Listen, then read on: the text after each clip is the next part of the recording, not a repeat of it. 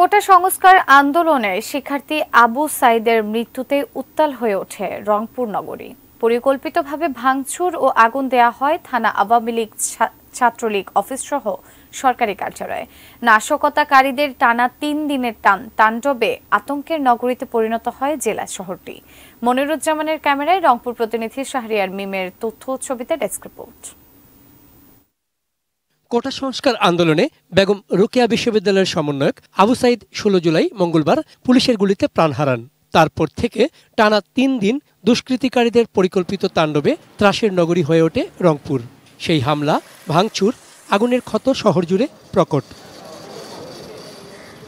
১৬ জুলাই বেগম রোকেয়া বিশ্ববিদ্যালয় ক্যাম্পাস ও শাপলা চত্বর, ১৮ জুলাই তাজহাট থানা, নবাবগঞ্জ পুলিশ ফাঁড়ি, উপপুলিশ কমিশনারের কার্যালয়, জেলা পরিষদ, কমিউনিটি ও সমবায় মার্কেট এবং মহানগর আওয়ামী লীগ ও ছাত্রলীগ অফিস ভাঙচুর ও অগ্নিসংযোগ করা হয়। তার পরদিন পুড়িয়ে দেওয়া হয় জেলা পরিবার পরিকল্পনা অফিস। এমন নাশকতার সঙ্গে কারা জড়িত, তদন্তে নেমেছে আইনশৃঙ্খলা রক্ষাকারী বাহিনী। শীর্ষ কর্মকর্তারা বলছেন, শিক্ষার্থীদের আন্দোলনের সুযোগে ঢুকে পড়ে ভিন্ন মতের রাজনৈতিক দলের চিহ্নিত সন্ত্রাসীরা। ব্যক্তিগতভাবে উপস্থিত থেকে জ্বালাও পোড়াওয়ের একেবারে সামনে সারিতে থেকেছে। জামাত, বিএনপি এবং জাতীয় পার্টির অঙ্গ সংগঠনের লোকজনকে আমরা সামনে দেখেছি।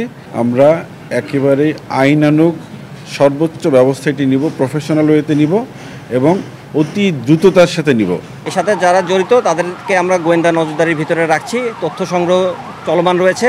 সিসিটিভি ফুটেজ ও গোয়েন্দা তথ্য থেকে বিভিন্ন রাজনৈতিক দলের বেশ কজন সন্দেহভাজন নেতাকর্মীকে গ্রেপ্তার করেছে মহানগর পুলিশ। অবশ্যই চূড়ান্ত আইনগত ব্যবস্থা আমরা গ্রহণ করব। আমাদের কাছে অনেক ফুটেজ রয়েছে, আমাদের বাহিনীর সমূহের কাছে ফুটেজ রয়েছে, এগুলো সব পর্যালোচনা করা হচ্ছে।